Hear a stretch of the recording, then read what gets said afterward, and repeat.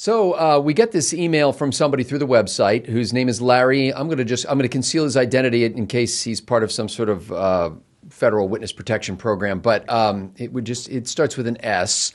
And he sent me this intriguing question, which I really didn't know how to grapple with as part of a normal show. Not that we've ever had a normal show, but in any case, he says this: why aren't politicians held accountable for lying about the opposition during elections? And frankly, my initial response was, wow, what a simple question, and I don't know if I've ever heard anybody answer it or even ask it. Well, why do we not hold the scorpion accountable for stinging the frog? It's what they do. But isn't that, when you think about it, there's no, you can lie with impunity about your opponent, and if you lose, well, that, you just didn't lie well enough, and if you win, nobody's going to hold you accountable. There's no price for that. I know part of it's involved in the laws regarding public figures, and you're allowed to, essentially slander a public figure in ways that you couldn't do with a private individual who is not seeking attention. So you can say almost anything about somebody who's putting themselves out there in public. This occurred to me a couple of days ago or yesterday. I was reading this piece about why Joe Biden is running, and Joe Biden can't even explain why Joe Biden is running, other than Trump is a horrible person. And really, Biden has based his entire campaign on the Charlotte fine people smear that the media has been using against Trump. And that's the basis of his entire campaign. He gets away with it because he can. At the risk of tipping the hand of somebody who's going to do this, and Steve, stop me, but you're not doing anything about a certain story that Biden has been repeating on the stump, are you? No, I'm not. Okay. Well, so this show, by the way, this is a Backstage episode of Right Angle. I'm Scott Ott with Stephen Green and Bill Whittle, and we're just kind of kicking around ideas for this week's shows. And so there's this story, I think it was in the Washington Post, and they had a video package with it that showed clips back to back to back about this story that Joe Biden has been telling about a medal that he pinned on a member of our military in a hot zone somewhere, and I just went through it once, so I don't remember all the details. But in any case, neither does Joe Biden. Yes, and so never happened. No, well, the thing is, he has pinned medals on people, but they apparently weren't in the military service that he says they are sometimes. It wasn't in the place on Earth that he says it is sometimes. It was not in connection with a general of 2 or 3 or more stars that the story kind of morphs through several versions of it. I mean, it really started to sound like Brian Williams, or Hillary Clinton under sniper fire, And apparently he's been telling this story, and it gets more dramatic as time goes on. And the punchline, or the big thing about the story, is that this guy got a silver or bronze star, depending on which version of the story Biden is telling. But the guy didn't want the medal because some of his comrades in arms had died in the process of what happened. But every single detail, and the mainstream media source that I read this in said, every single detail of his story has changed at various times. When he got to the part where the soldier was a member of SEAL Team Delta, that's where he lost me. Well, Did he say that? No, I made that up. But he's really insistent at times. Like one time when he tells a story, and I've seen the clip of it, when he was he was a Navy officer, Navy, I tell you, and it turns out it wasn't Navy. My great-grandmother's stories got longer and longer and further removed from reality the older she got. In fact, the last time I had a real conversation with her, she called me by every male name in the family except for Steve. And the poor dear, the only difference between her and Joe Biden is my great-grandmother wasn't running for president. Well, yeah. My dad called me my 2 brothers' names, and that didn't work. And then he called me Rex, which was the dog's name. And that's the point I began to take umbrage. My father-in-law does that with my wife, both my brothers-in-law, all the dogs, and I don't think yet my sons, his grandsons, but it's probably coming.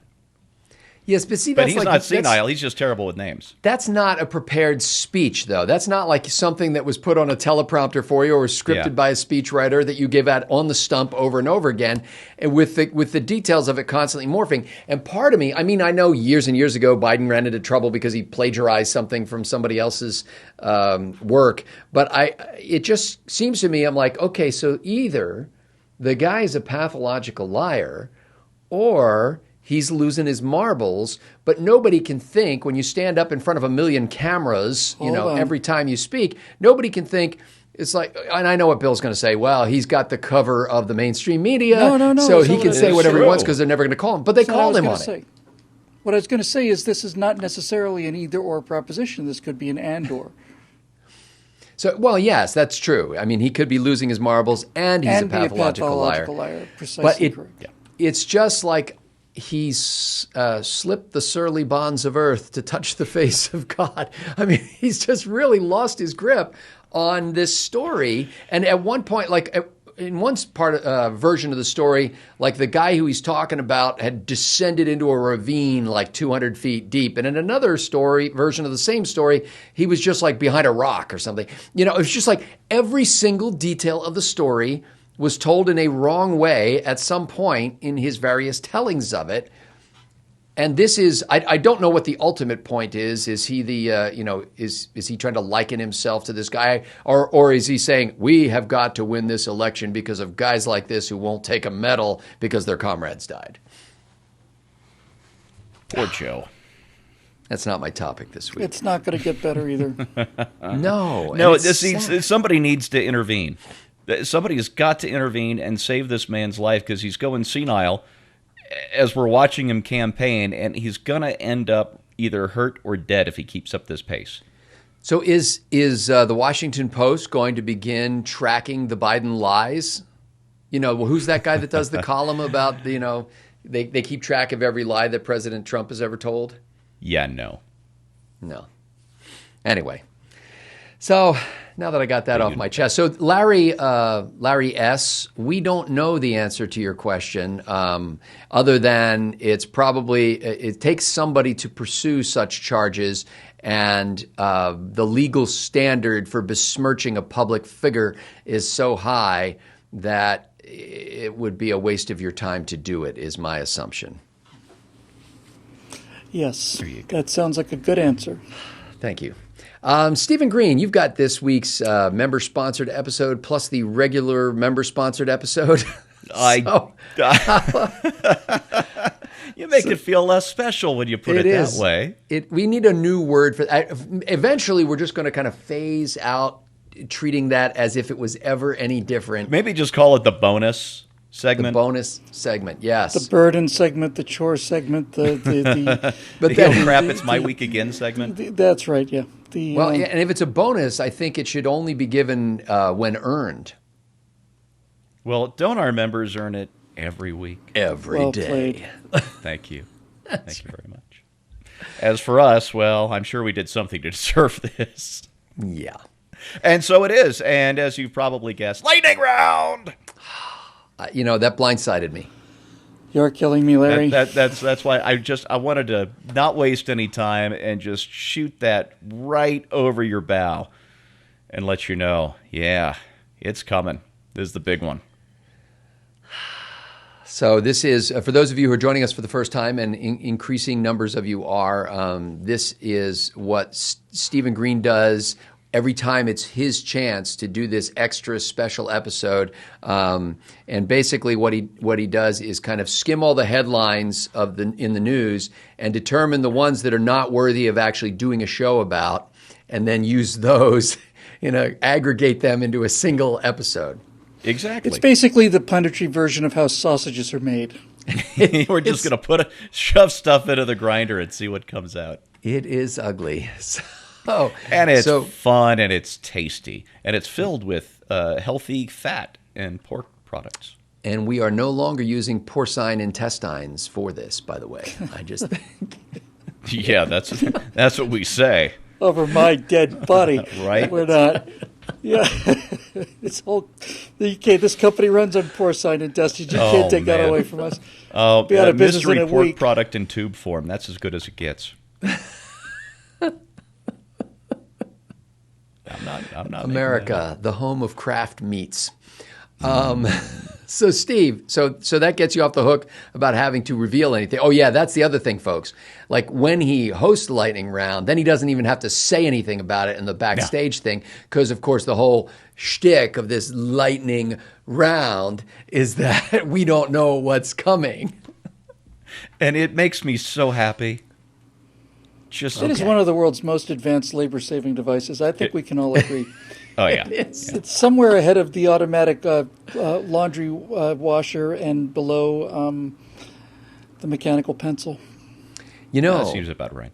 Speaking of which, when I was a kid, and this is kind of one of those fleeting memories, like the memory of when we got a house call from a doctor and I came to after eating all the pills from the medicine cabinet. Oh, no. I came to just in time to see the house visiting physician coming down on my keister with an injection of something. I woke up and I looked over my shoulder and here he comes. So this is that kind of a fleeting memory. We had a wash tub with a crank on it that you would pull the clothes up out of the tub and wring them out by putting them between these two sets of rollers that you would crank, and it would squeeze the water out of it. We never had one of those, but my neighbors down the street did. But I think it was just for show purposes, because he also had a Model T that he'd take out on sunny and that's Sunday the thing. afternoons. Yeah, but look at Scott's room. I mean, if we don't see a roller on the wall within the next 2 weeks, I'm going to be very disappointed. We do have a few. What is the word for that? And it's vintage items around here. Behind the camera, which you can't see, I have 3 typewriters sitting over there. On a little table. It's downstairs. So go even further backstage. A couple of weeks ago, I happened to pull out the old iPod Classic, with the click wheel I still use sometimes.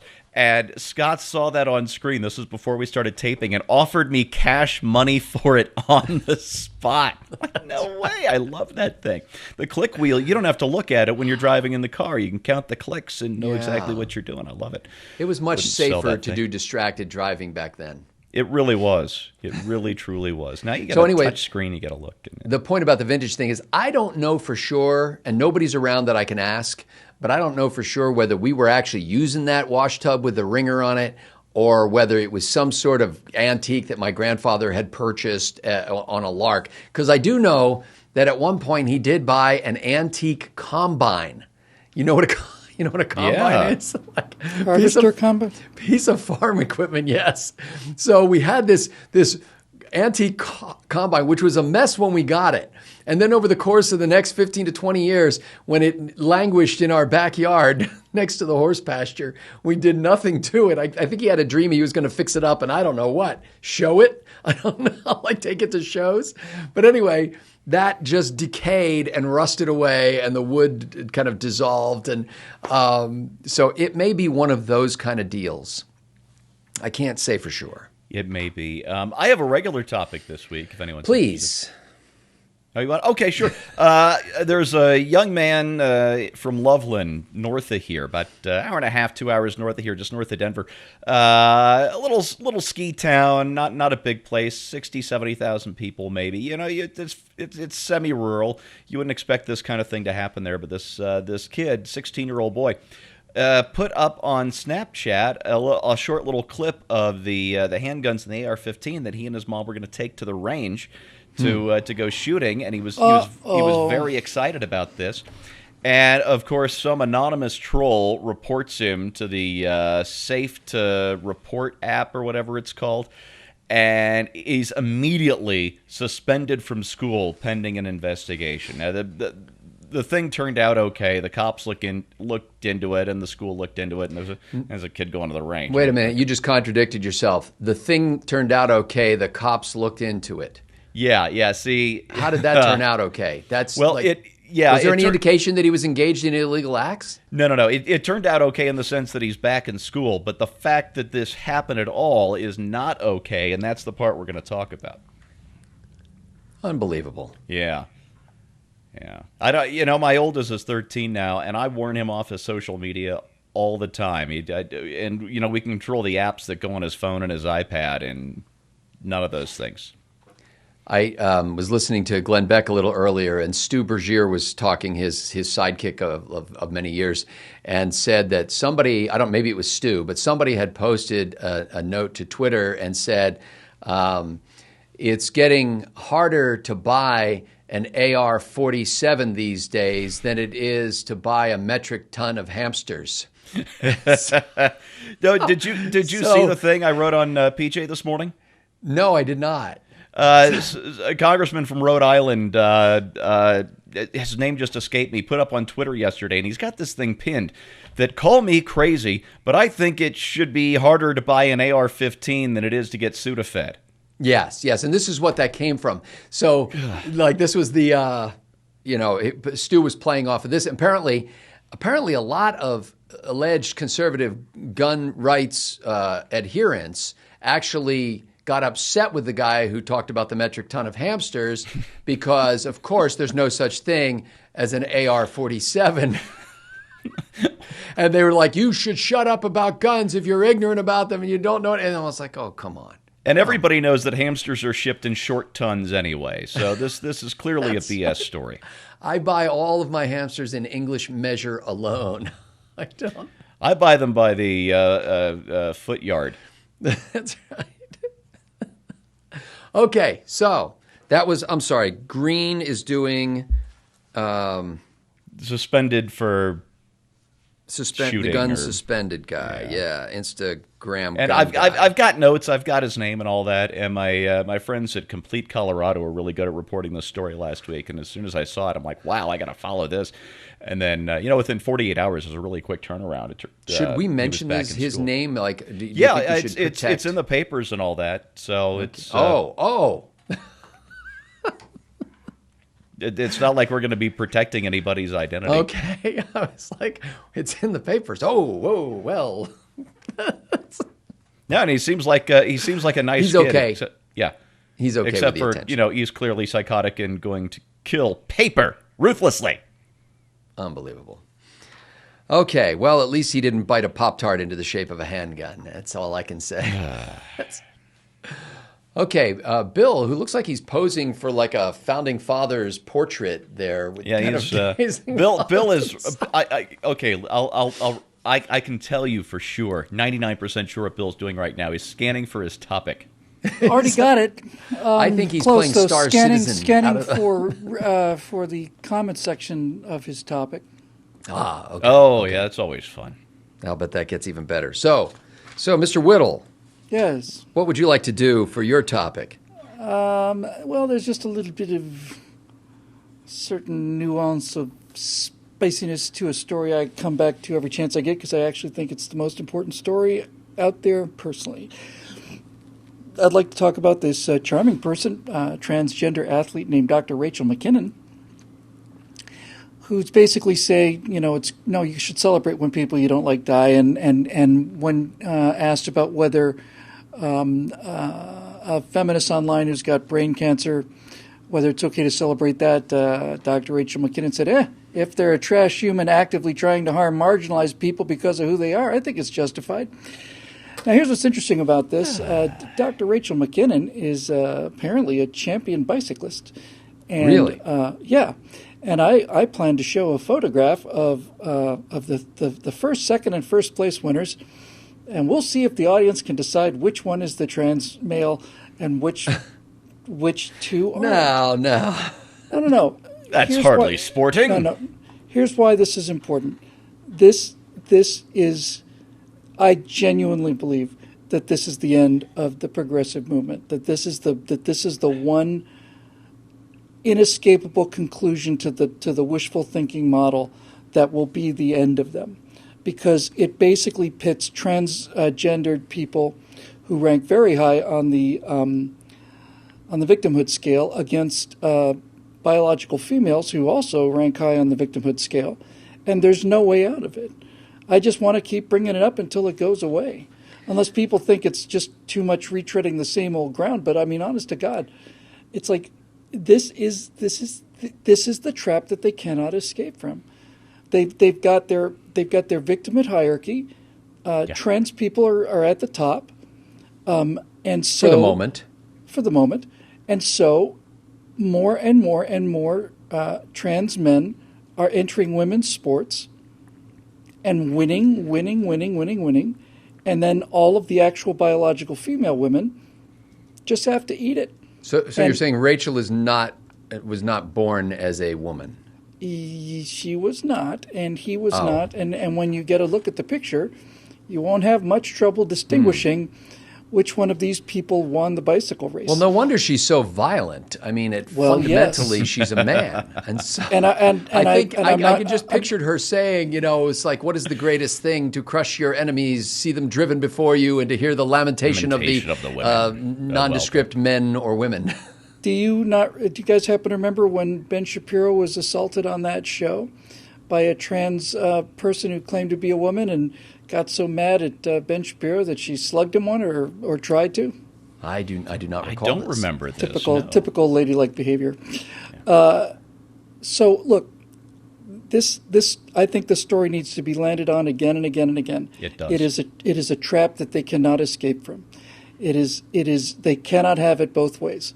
So it is going to be this person saying, "Hey, I'm going to compete, and I think I've got a chance to be the first trans woman athlete in the Canadian team on the Olympics." If the International Olympic Committee allows this, and I'm sure they will in a matter of time, then we will see the logical outcome of the philosophy that if you want something to be true, then it's true. We will see women's sport disappear as we know it. We will see men, women winning the top 3 spots on the women's podium because they feel like women, and so therefore we have to let them compete. We can't possibly hurt their feelings or deny them anything that they may want with a victimhood status that high. And I'm going to give away my clothes just here because this is kind of the inside baseball thing. Oh, clothes, not clothes. Not my clothes, okay. My clothes. Okay. And my clothes is going to be something along the lines of this. I played Little League Baseball. And like everybody else who played Little League Baseball, I wanted to be, a good player. And I hit a triple once, but I never hit a home run, and that kind of bothered me. And, I certainly wasn't like Athlete of the Year or anything like that. I was just a competent kind of guy. I won Sportsman of the Year award. But now I realize that dream of mine was not actually denied, but merely delayed, because I have sued the Key Biscayne Little League branch, and I wanted to make it clear that at the beginning of next season I'm starting. I'm starting first baseman, and I have seen these kids hit, and I'm here to tell you. Oh yeah. I am going to be the most valuable player and the home run champion, and it's long overdue. And who are they? And who's to say otherwise? Who are they to deprive me of my dreams? Yeah. So this ageism, rampant in Little League baseball and children's sports in general, is something that we have to eradicate from our society, because that's not who we are. And once it becomes clear that it's not who we once are. I dominate the 7 to 8 year old crowd, I plan to go on and stake out the 9 to 10 year old crowd. In fact, I'm probably willing to go right up into about 15 or 16. At which point, those guys start kicking my 60-year-old butt. But until then. I certainly have the strength and speed advantages even over 10-year-olds. I'm nothing like as limber as they are, but my legs are twice the length, and that kind of wins out in the end. So my Little League Championship MVP is coming, and my home run record is coming. And I, for one, am just enormously relieved. That shelf and right I think behind the country you must also feel... That shelf right behind you is perfect for a trophy. Because I'm going all the way, man. I'm going to the Little League Championship, and I plan to kick those 10-year-olds' butts back to Des Moines, Iowa, or wherever the hell they come from. We're gonna you know what I'm looking forward to seeing, Bill, more than anything else, even more than your MVP award. I want to see you taunting the pitchers. Is that all you got, Shorty? The nice thing about just tell them you're from the Dominican Republic, and who's going to question you? Well, the nice thing about taunting, about a grown-up taunting a little league pitcher, is you get to reach out and kind of touch them on the hat rim and kind of just like because they're but 5-6 feet away from you. I don't know why we can't go back to the days when men and women knew their roles. I went to a Dallas Cowboys preseason football game last week. And I will tell you that they had a gigantic screen. I've never seen a screen this big. Like, it's an indoor stadium, and the screen seemed like it was as big as the field. Just huge screen, so you could see everything in really ultra close-up that was happening. In fact, it was really hard to not watch the screen while the game was going on. I was like, I'm in the stadium. I want to watch the game on the field, but I was sitting in the nosebleeds, So anyway, and I just thought, by the end of the game, the men did their job, the women did their job. And I will tell you that those Dallas Cowboys cheerleaders never dropped anything. They were never penalized. They had the attention of the crowd for the entire game. They were never booed at any point. And at the end of the game, people felt as good about them as they had at the start of the game. Hooray. And so I just don't see why women can't do what they were born to do. And that remark will put you in Dallas into can't do what they're supposed to do better. Re-education camp for you, young men. Actually, I find that whole thing really kind of, I don't know, it just seems embarrassing. Like, I just kind of do this when that comes up on the screen. It just seems... That's another dream of Steve Green's, by the way, is to become a Dallas Cowboy cheerleader. And it is. I think once I break the ice with this Little League thing and remove that injustice, it's just a matter of time until Steve wins his lawsuit against the Dallas Cowboys and gets a chance to get out there and shake those blue and silver pom-poms the way he's wanted to ever since he was just a wee boy of 3 or 4. I prepared to go to tryouts one year. This has got to be 20 years ago, but I actually broke a straight razor trying to shave my legs. And, See, that was your fatal flaw, my boy. Okay, so in order to make sure that not all of our shows this week are engaging or fun or entertaining in some way, Scott's got it covered. Yes, I've got this covered for you. And where the heck did the thing go? Okay, well, I remember what it is. Oh, here it is. Okay. This comes from a website called QZ.com. I don't know what QZ.com is, but I have no reason to doubt the story. And that is that the author at QZ.com, someone named Efrat Livni, was upset because Senate Majority Leader Mitch McConnell sent a note to the Supreme Court on behalf of his Senate Republican colleagues after Democrat senators, about 5 Democrat senators, had previously sent a note to the Supreme Court basically saying that they should back off and not take a case involving gun rights in New York State because New York State had already addressed the unconstitutional provisions of their law and that there was no reason to handle that. And the Democrats had suggested in their note to the Supreme Court that the court has gone awry and needed to be that issue needed to be redressed. And essentially what they were doing, as McConnell pointed out, was threatening to pack the court. Exactly. And so now the author of this note, who I've never heard of in my life, basically said how ridiculous it was that the left would threaten to pack the court since they don't have they don't control the Senate and they couldn't do that. Apparently, this guy doesn't realize that we have elections every 2 years. But anyway, I thought it was interesting, first of all, that somebody on the left was so bold as to write a letter to the court as kind of an amicus brief, a friend of the court brief, and basically say, don't take this case. You got a nice Supreme Court there. Be a shame if anything happened to it. Nice gavel you got there. Yeah, be ashamed if something happened to it. And then that Mitch McConnell is the bad guy because he's basically saying, don't worry, as long as we're here, you don't have to worry about the Democrats packing the court and that it shouldn't be a partisan enterprise. So the man defending separation of powers is the bad guy. He is. Just so we're clear here. He is. Huh. That takes me back to, I think it was 2015. 2014, 15, whatever it was. It's when I bought my AR-15. And I bought it because Senator Joe Manchin, the Democrat from West Virginia, after one of these horrible shootings, said, and I quote, "Due process is killing us." I thought, wow, well, I'm going to go buy an AR-15. I'm not much of a rifle shooter. At least I'd never used to be much of a rifle shooter.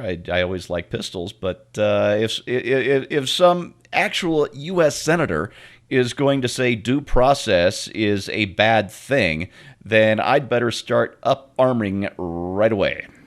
Just take the pointy end and point it in the general direction of the bad guys, then squeeze that curved thing as frequently as you need to.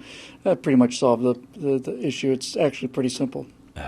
So my AR-15 actually has a mounted below the rifle. It's got a Claymore mine mounted below it, and the main reason I have that there is so that I know which side towards enemy. You know, it's a little tough sometimes if you have to struggle to get that thing out there. But having an underslung Claymore mine to me is I don't know. It just seems reasonable. I'm surprised you didn't go with a chainsaw attachment. That's on my 45.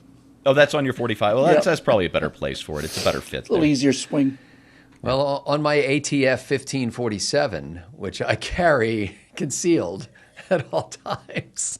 You know, interestingly, Mitch McConnell made no comment about the actual case before the court. So not only is he basically saying, I will stand up for the Constitution, and he quoted Ruth Bader Ginsburg in his letter by basically he said, apparently at one point Ginsburg said she thought that 9 was just about the right number, meaning 9 was the right number of justices on the court. And there's no real constitutional limitation on the number of members of the Supreme Court.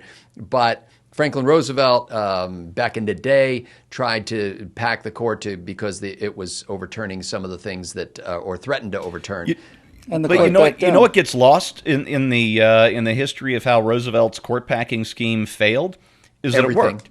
It worked. That's right. It worked. It worked. The court backed down. Yep. Exactly. So he got what he wanted out of that court simply by threatening to pack it. So don't get all feeling secure just because Mitch McConnell is going to defend those prerogatives. If the court gets nervous enough because there's a Democrat in charge, they might not actually have to pack it. Well, when Mitch McConnell's on the job, I know I always relax. He's kind of like he has been a judicial confirmation machine. Well, that's true enough. Yeah. I'd still rather have Chuck Norris defending the Constitution personally. If you told me Chuck Norris was on the job, I'd be able to sleep at night. Yeah, much better. Yeah. Well, and it's it's sad that we've gotten, I think, to the point where everything, as you pointed out before, Bill, it's like everything has to be politicized, and it's not possible. Have you ever heard a story about a Supreme Court case in a newspaper, on a website, or on TV where they didn't mention the ideological bent of the court and, well, this is probably going to be a 5-4 decision because, there are 5 conservatives and 4 liberals or whatever. It's like they always have to go to that. And that short circuits any legitimate discussion of the constitutionality of the law in question, or frankly, in the discussion of the role of the court in evaluating constitutionality. None of that discussion ever happens because all we say is, well, who's the swing vote and which way is the court? And if you look at this session of the court, you'll find as often as not, we've been surprised. It's not always them coming down on the so-called ideological lines that they supposedly inhabit. There actually are some justices on the Supreme Court who evaluate cases in light of the Constitution and aren't afraid to piss off the Republican Party, for example. Gorsuch has been surprisingly small L libertarian on a couple of cases, and I've been very pleased. And he also stands up very strongly for Indian tribal rights, which I believe should be unlimited to pretty much anything other than having their own foreign policy or armies. And it's good to see a local Colorado guy who understands one of our local issues so well and has brought that to Washington.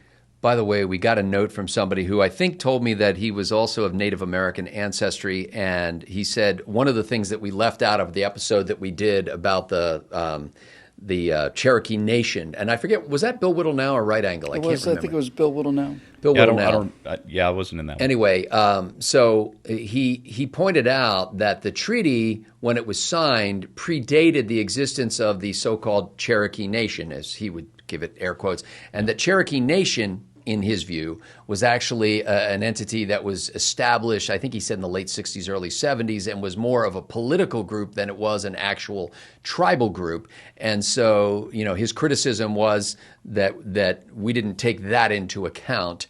So I thought I'd put that out there anyway, because there are obviously, with every story, there are elements of which we are unaware. And in that case, I don't know that I would completely change my view of the thing, given that fact, but I think it's something that deserves to be aired. Always want to know more. Absolutely. So we've run out of air for this episode of Backstage. And we're going to get about recording this week's episodes of Right Angle so that you can enjoy them. We appreciate those of you who not only have given of your own substance to make this enterprise feasible, but have also relayed your passion for it to others and resulted in more people signing up. We're grateful for that. So for Stephen Green and Bill Whittle, I'm Scott Ott. Thanks for making this happen.